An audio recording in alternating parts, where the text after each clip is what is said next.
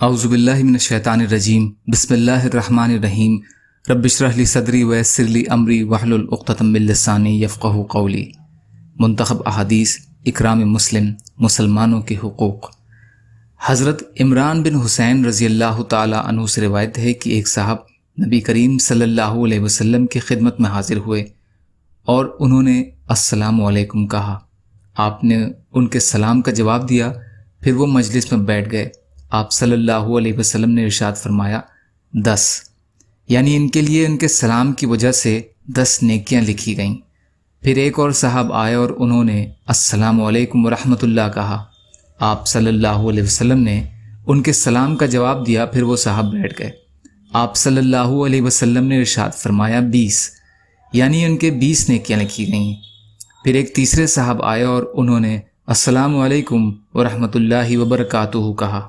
آپ صلی اللہ علیہ وسلم نے ان کے سلام کا جواب دیا، پھر وہ مجلس میں بیٹھ گئے۔ آپ صلی اللہ علیہ وسلم نے ارشاد فرمایا 30، یعنی ان کے لیے 30 نیکیاں لکھی گئیں۔ ابو داؤد۔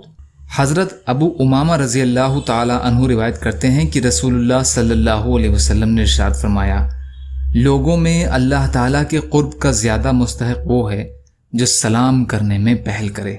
ابو داؤد۔ حضرت عبداللہ رضی اللہ عنہ سے روایت ہے کہ نبی کریم صلی اللہ علیہ وسلم نے ارشاد فرمایا، سلام میں پہل کرنے والا تکبر سے بری ہے۔ بیہقی۔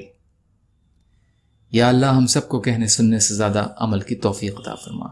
یا اللہ جو مظلوم ہیں ان کی مدد فرما، جو بیمار ہیں انہیں صحت عطا کر دیجئے، جو قرض میں ہیں ان کے قرضوں کو عطا کرا دیجئے۔ یا اللہ آپ قادر مطلق ہیں، آپ کے لیے ہر چیز آسان ہے، ہمارے لیے بھی آسانیاں پیدا فرما دیجئے۔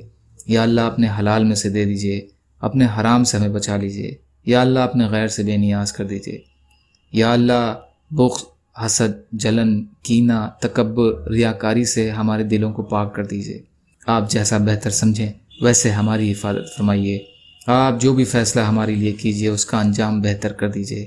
برحمتک یا ارحم الراحمین۔ لا الہ الا اللہ محمد رسول اللہ۔ السلام علیکم۔